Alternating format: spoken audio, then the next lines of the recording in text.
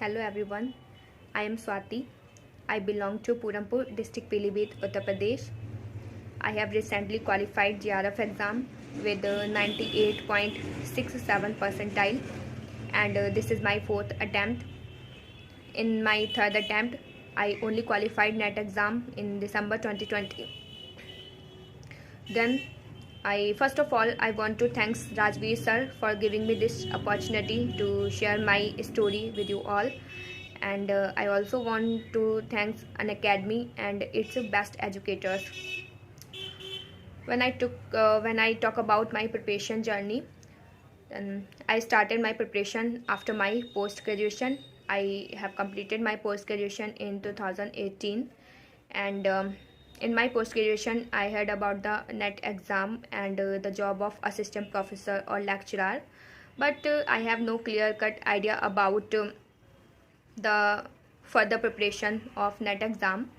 So I first of all I took offline classes for it, but it is not sufficient to clear this exam because I was at that time I was lacking in my paper 1 also.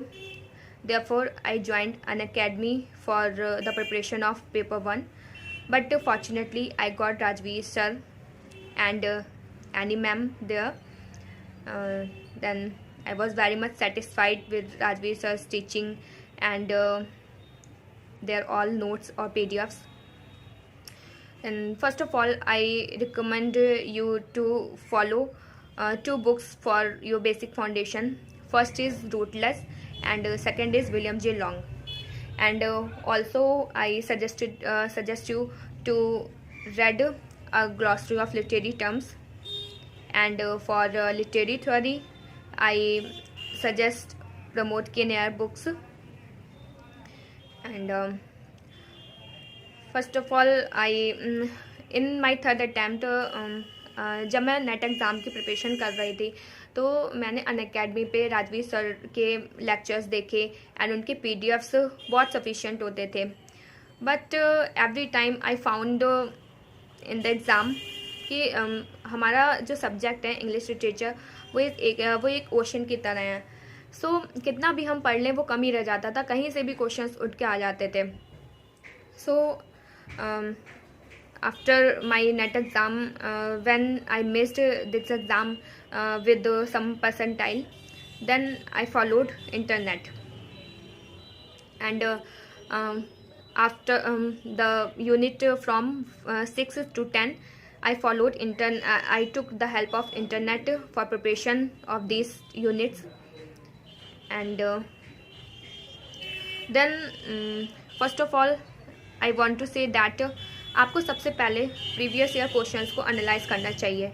जैसे 1 question है और इसके 4 options हैं, उनको एक एक करके analyse करना चाहिए और उनके नोट्स बनाने चाहिए. ऐसा मैंने भी किया था. So it help me a lot for clearing this exam, because कैसे भी वो क्वेश्चंस घुमा के उसी से ही आते हैं. एंड मल्टीपल चॉइस क्वेश्चंस में वो कहीं से भी मैचिंग में आ जाते हैं, एक ऑप्शन से ही आपका क्वेश्चन बन जाता है. देन मेरे पास कोई भी बुक नहीं थी लिटरली, एंड मुझे तो बेसिक बुक्स भी नहीं पता थी जब मैंने प्रिपरेशन स्टार्ट की अपनी. तो सारी मैंने बुक्स वो टेलीग्राम चैनल से ली थी, एनी मैम के और राजवीर सर के चैनल से.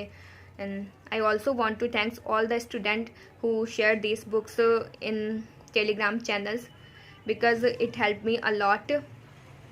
एंड अन अकेडमी पे मैंने कभी भी लाइव क्लासेस नहीं अटेंड की, क्योंकि मैंने बेसिकली मैंने जब मेरा थर्ड अटैम्प्ट था नेट एग्ज़ाम का, सो मैंने 6 मंथ का सब्सक्रिप्शन लिया था. तो उसके लिए तब मैंने लाइव क्लासेस अटेंड की थी.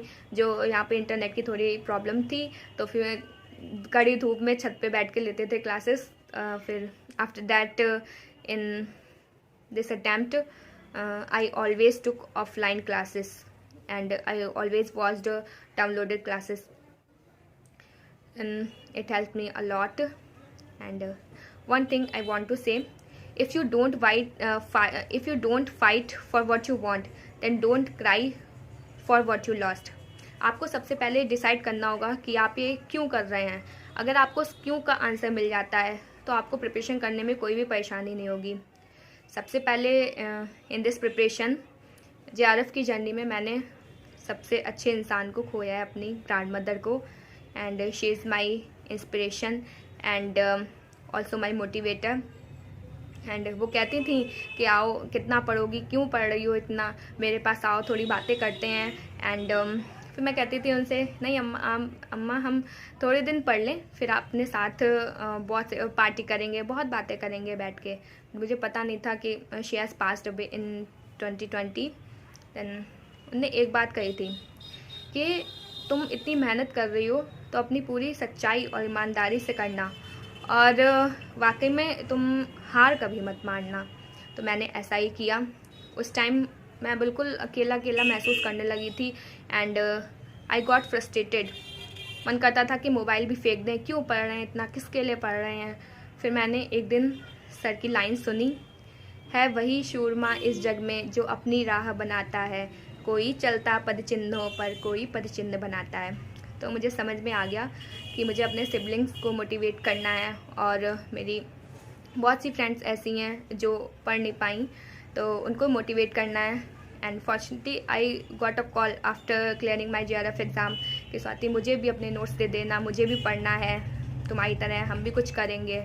कि ओके, यही तो मैं चाहती थी कि आप लोग भी मोटिवेट हो पढ़ने के लिए।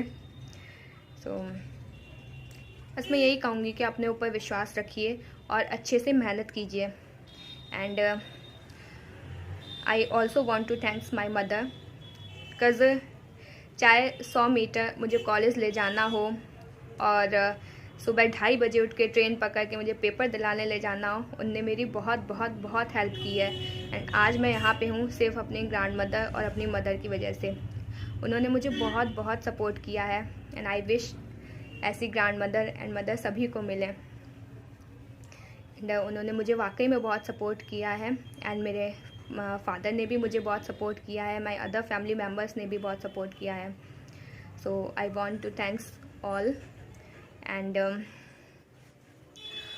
देन मैं बस यही कहना चाहूँगी कि आप हार कभी मत मानिए, भले आप 2-2 नंबर से मिस हो जाए या कैसे भी। मेरे भी 4 अटैम्प्ट्स लग गए एंड हम अभी भी सोचते हैं कि हमने इतने 2-3 साल वेस्ट हो गए और कुछ भी सीखा नहीं। तो टीचर्स यही बोलते हैं कि कोई बात नहीं, नॉलेज तो आपके पास आई, एक एक्सपीरियंस तो आया, अब आपका JRF हो गया है, अब आप किसी को राह दिखा सकते हो, समझा सकते हो उसे कि कैसे इस जर्नी को पार करना है और सक्सेस लेनी है। कि हाँ, ये तो मिला है, कुछ ना कुछ अचीव हो गया है हमारे पास भी।